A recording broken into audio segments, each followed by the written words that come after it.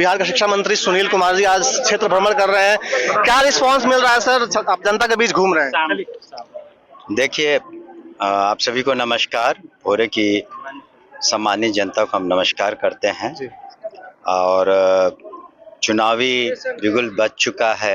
6 नवंबर को चुनाव है और हम अनुरोध करेंगे भोरे की सम्मानित जनता से, वोटरों से, कि एनडीए के पक्ष में, हमारे पक्ष में तीर छाप पर अपना बहुमूल्य वोट दे करके एनडीए की सरकार को पुनः स्थापित करे और माननीय मुख्यमंत्री श्री नीतीश कुमार जी को पुनः मुख्यमंत्री बनाए। नामांकन कब करने वाले हैं सर? नामांकन हमारा कल 11 बजे है, यानी कि 15 अक्टूबर 11 बजे DCLR के सामने, क्योंकि वही हम लोग रिटर्निंग ऑफिसर हैं। और हम लोग वोट एनडीए के लिए इसलिए मांग रहे हैं तीर छाप पर, क्योंकि माननीय मुख्यमंत्री जी ने पिछले 20 साल में पूरे राज्य में जिस तरह से आमूलचूल परिवर्तन किया है, बिहार को एक नई तस्वीर दी है, नई दिशा दी है, चाहे वो बिजली हो, सड़क हो, पानी हो, शिक्षा हो, स्वास्थ्य हो, महिलाओं का सशक्तिकरण। आप देख रहे थे अभी किस तरह की जीविका की महिलाओं में इतना उत्साह है।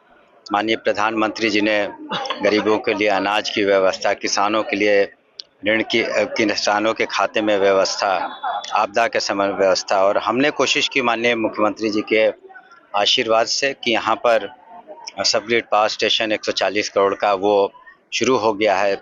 दूध का प्लांट भी शुरू होगा आगे आने वाले। खुद आए थे उसमें उद्घाटन में। भोरे विधानसभा में आपके समर्थक बताते हैं आपने बहुत काम किया है।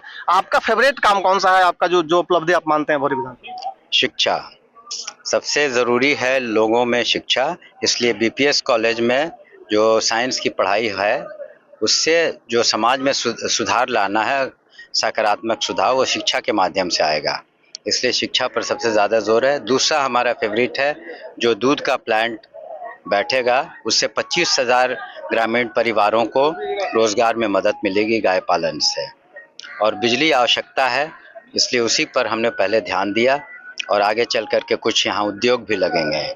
और बाकी जो नहर का पक्कीकरण है, सैकड़ों हम लोगों ने सड़कें बनवाई, पटना के लिए डायरेक्ट बस सेवा हो गई, और नए अस्पताल कटिया में, भोरे में, तीनों ब्लॉक का टेंडर हो चुका, नए टेंडर बनेंगे।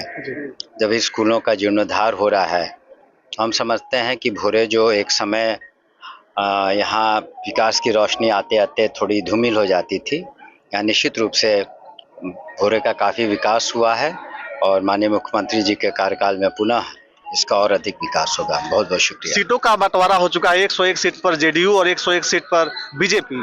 जेडीयू हर साल हर चुनाव में बड़े भाई की भूमिका में रहती थी, इस बार बराबरी का मामला आ गया है। तो क्या आप मानते हैं कि जेडीयू की प्रति जो नाराजगी बढ़ी है या फिर लोकप्रियता घटी है नीतीश कुमार की? जी नहीं, आखिर नेतृत्व किसका है? नेतृत्व माननीय मुख्यमंत्री श्री नीतीश कुमार जी का आज भी है, भविष्य में भी रहेगा। इसलिए इसमें लोकप्रियता न कम हुई। आपने औरतों की बातों को सुना, और उसी तरह से युवा वर्ग में जिस तरह से नौकरियां दी गई। बिहार अकेला राज्य है पूरे हिंदुस्तान में जहां 10 लाख से ऊपर सरकारी नौकरियां दी गई। सिर्फ शिक्षा विभाग में करीब 3 लाख नौकरियां दी गई, करीब 39 लाख रोजगार दिए गए।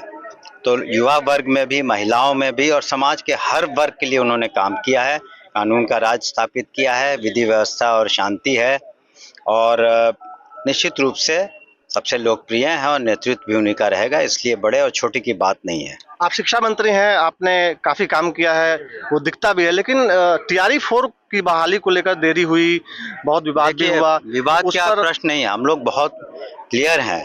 जब हम लोगों ने 3.25 लाख नौकरियां दी हैं, तो निश्चित है कि आने वाले समय में नौकरियां और मिलेंगी। और TRE-4 का BPSC को इसका इम्तहान लेना है, तो वहाँ बहुत सारी परीक्षाएं चलती हैं, तो ये परीक्षा भी निश्चित रूप से होगी। हमने कब इसका रिजल्ट होगा BPSC कंसल्ट करके भी कहा था। हो सकता है कुछ विलम्ब हो, लेकिन परीक्षा निश्चित होगी और नौकरियां निश्चित मिलेंगी। बहुत बहुत देखिए, एक तारीफ मैं, चूंकि सामने तारीफ तो नहीं करना चाहिए, लेकिन मैं करना चाहूंगा इनकी, कि पेशेंस इनका मतलब कमाल का है। और इनसे कोई चीज सीखनी हो तो पेशेंस, मतलब कैसे पेशेंट रहें, वो आप में है। बहुत ही हम्बल है।